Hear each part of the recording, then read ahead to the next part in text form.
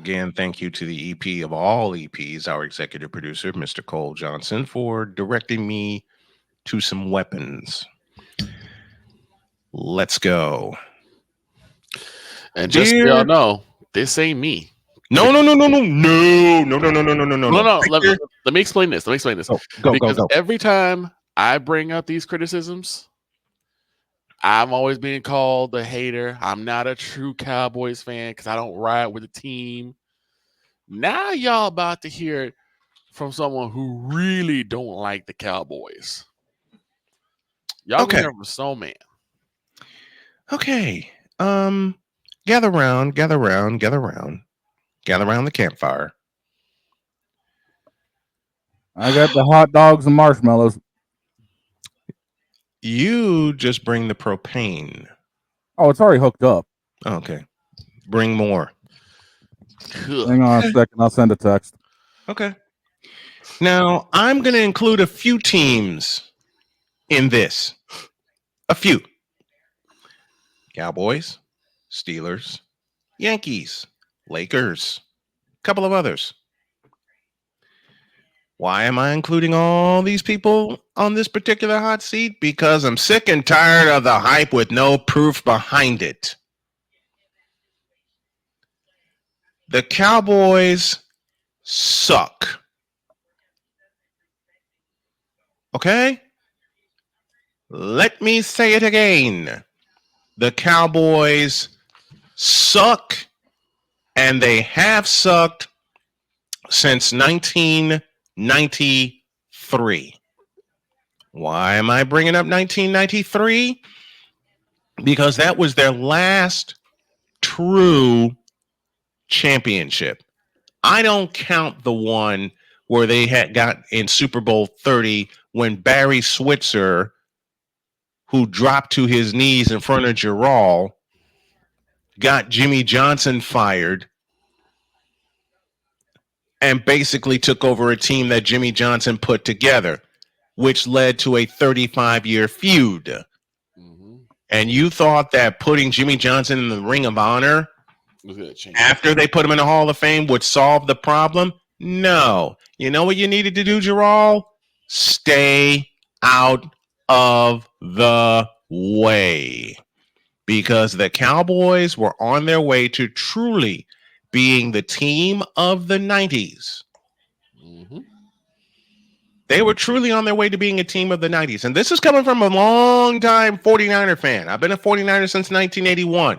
But I respect the Cowboys of Tom Landry, and I respect the hell out of the Cowboys of Jimmy Johnson. Jimmy Johnson knew what needed to be done. He did it at Miami.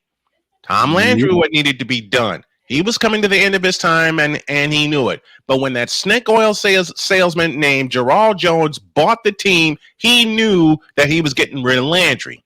Now, it turned out to be a good move because Landry wound up riding off into the sunset. Mm-hmm. And yeah, Nightfall, just like John Gruden following Tony Dungy. Dungy got screwed out of a Super Bowl, but it was made up to him in 2006. That's a later conversation.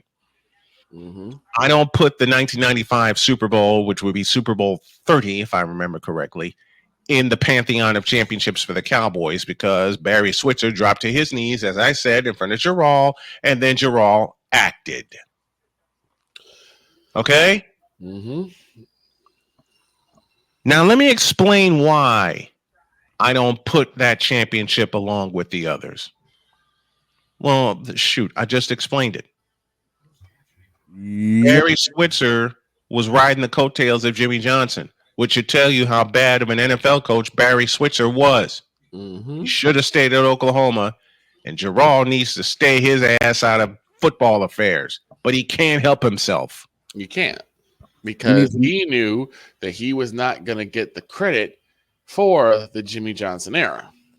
Mm-hmm. Quite frankly, Gerald needs to take a trip to Chicago and Foxborough, grab a couple of pinheads, and go down to Florida, and all need a back massage.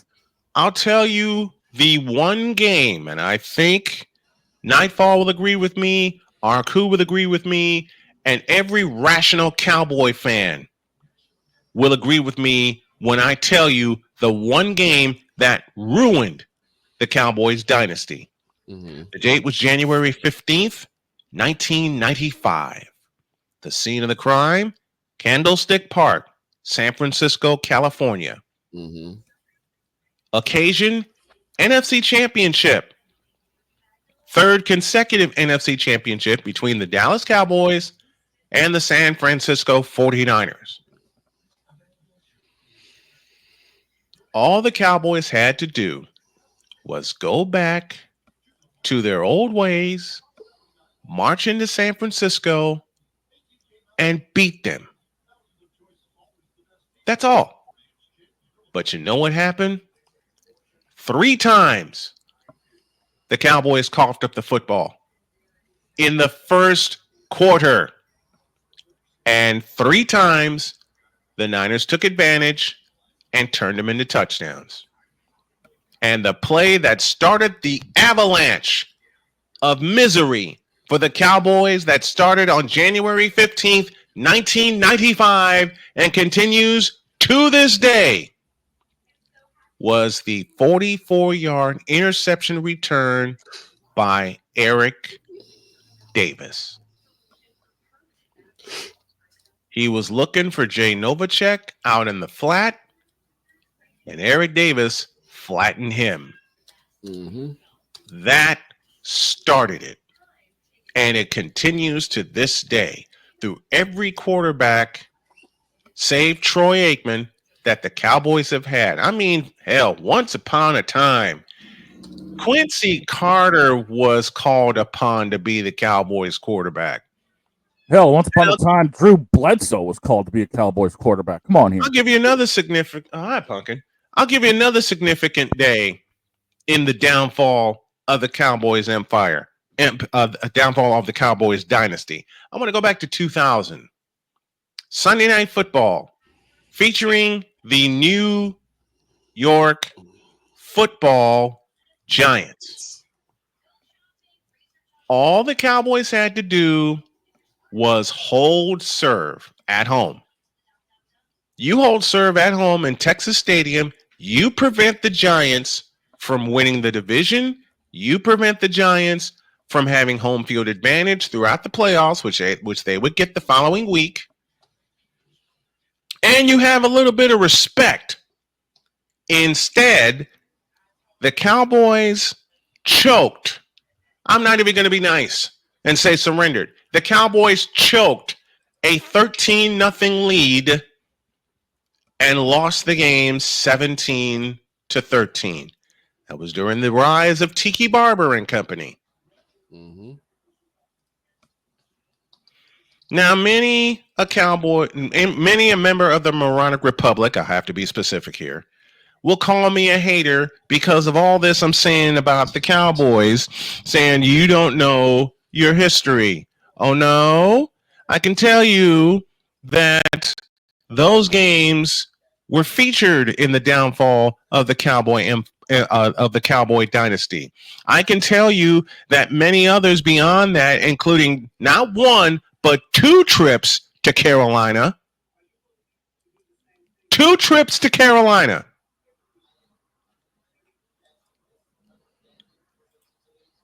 And all y'all did in those 2 trips to Carolina, one, you didn't even score 20 points in either game. And secondly, you walked back to Dallas with a great big fat ass.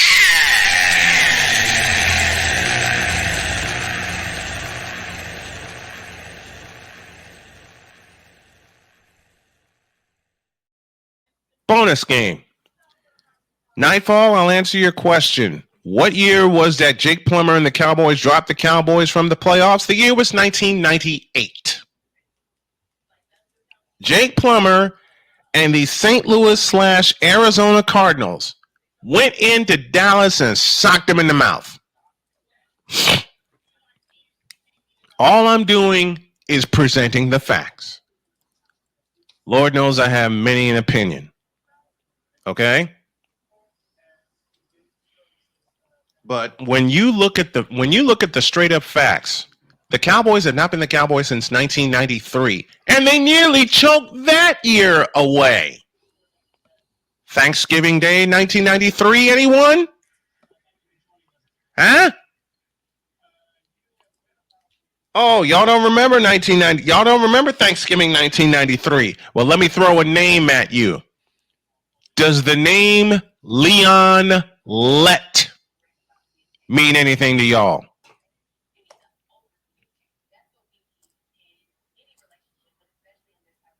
That started it. That truly started it. And as you heard Shane say in the last segment, and while I'm roasting the Cowboys here, the Cowboys have now had a 200-yard rusher since Halloween 1993. His name, Emmitt Smith. And they've had plenty of opportunities for that to happen. You had Marion Barber, for God's sakes. Okay, you've had many a running back go through that facility. You had DeMarco Murray, who led the league in rushing once upon a time. Okay? I can point out all the games that I can, and everyone led to the downfall.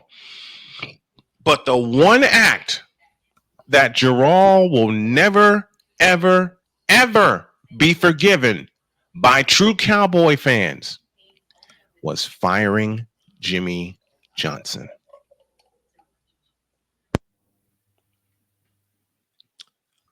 Oh, y'all didn't hear me. I'll say it again. The one mistake that Gerald did, and his team has not been the same since, he fired Jimmy Johnson, which leads to Gerald today. Since that day in 1993, the Cowboys have never been the same. You bring in Barry Switzer to coach an all-star team, and he did a horrible job at that. They lucked into Super Bowl 30. They lucked into it. Why? Because the Green Bay Packers took out San Francisco at Candlestick Park. Frisco was the number 2 seed. And I guarantee you, had the Cowboys seen San Francisco that day in January of 1996, we wouldn't be talking about the Cowboys being 5-time champs. Because about that time, before Brett Favre and company showed up and forced Steve Young to throw the ball 65 times, the Niners were getting their act together. And it seems like they meaning the 49ers, always seem to get their act together when it counts. And I especially bring the rivalry, which ain't been much of one, with the Cowboys to light with what happened Sunday night at Levi's Stadium in Santa Clara. For you see, Moronic Republic of Cowboy Nation, the Niners had more injuries than the Cowboys. The Cowboys were healthy in all of the key positions, or so we thought. But then they led 10-6 at the half. What's a mistake that the Cowboys made on Sunday night? They let San Francisco get a field goal before half. And the Niners received the ball to start the second half. Why are you yelling at me, Pumpkin? Come here. I think Pumpkin wants a part of this too. They let San Francisco get a field goal before the half, and the third quarter, to start the third quarter, a 43-yard completion to George the Animal Kittle. That started the avalanche. Oh, and it's so bad. That the Cowboys signed a retread Ezekiel Elliott, and he did nothing. Meanwhile, the Niners are leading on their third running back in their system, a rookie by the name of Isaac Guerrero, who ran a 4.3 at Louisville. I hope I got that right, honey. And he burned him. 14 carries for 85 yards. And a stat that Dog brought up yesterday. The Cowboys, as a committee, rushed for 56 yards. Now, how many rushing yards Brock Purdy had Sunday night? 56 by himself. And to borrow from my homie, the playmaker, Brock Purdy by himself beat the Cowboys. That's for you, playmaker, and I hope you're well. So the Cowboys in many ways are like the Bears. They can't draft for need. They draft more for want than need. They can't fix the problems they have on their offensive line. They don't want to fix the problems on their offensive line, and they want to lean on a quarterback who is below mediocre. Yeah, I said it. They want to lean on a quarterback who's below mediocre. And Dakota Rain Prescott, you are below mediocre. Your last best year was at Mississippi State. Oh, and Arku says they needed to draft a running back in the draft. You had Deuce Vaughn. You don't use him. Deuce has a V8 and they just don't know how to use it. You want to go out, Pumpkin? Quite simply stating, the Cowboys, them boys be cooked. And have been cooked since January 15th, 1995. Here's the thing. The culture needs to change in Dallas. It never will with Jarrell at the head of the helm. Say that again, Victor. The culture needs to change in Dallas. You want to know how to fix everything, Dallas? Change the culture. Stop resting in your laurels. It's not 1995 anymore. Say that for those in the cheap seats of the old Texas Stadium. You beat me which to is it. Currently sitting as a equipment yard in Irving, Texas. It is not 1995 anymore. We are 3 months away. Well, 2 months away from it being 2025. Yes. Say that a little bit louder for the people in the nosebleeds of Arrowhead Stadium. It is an old candlestick pop. Oh, you beat me to it. Thank you, dog. Thank you. I'll go as far as the old Comiskey Park. Let's get on that. A place that has my heart. It is not 1995 anymore. We are 2 months away from 2025, and we are still holding on to the same idiotic, moronic principles that have basically hampered us from getting a championship since 1995. And I don't even count the 1995 championship because that should have been Jimmy Johnson's third. And what kills me, and you're right, the thing is that this is all on Jarrell. Mm-hmm. Just like the Bears rules are all on Virginia. Because we could talk about Eberflus and Pennywise and Caleb Williams and Dak Prescott all we want. Yep. What do either of those quarterbacks have to work with? Granted, Caleb Williams got DeAndre Swift, but with Eberflus in the way, we don't know how that's going to play out. But that's at the top. The thing is that both Virginia, Jarrell, and Kraft, because you ain't getting out of this one either. Kraft. I was about to say you might want to. And you throw Jeannie Buss in the conversation. And you throw Jeannie Buss in the conversation. And you throw Brian Cashman in the conversation. I was about to say you may want to take a trip to Old Sullivan Stadium here in New England. Oh, that gives me an idea. Finish, Victor. You take all those individuals, all they want are yes men. They only want yes men who don't want to take the credit for actually putting a competent team together. Like Jimmy Johnson did, like Bill Walsh did, like Mike Dicker did. Exactly. Because in the end, they needed to be about them. And until that culture changes, nothing changes. Would you say that again, please? I need to hear you say that. I must hear you say that again.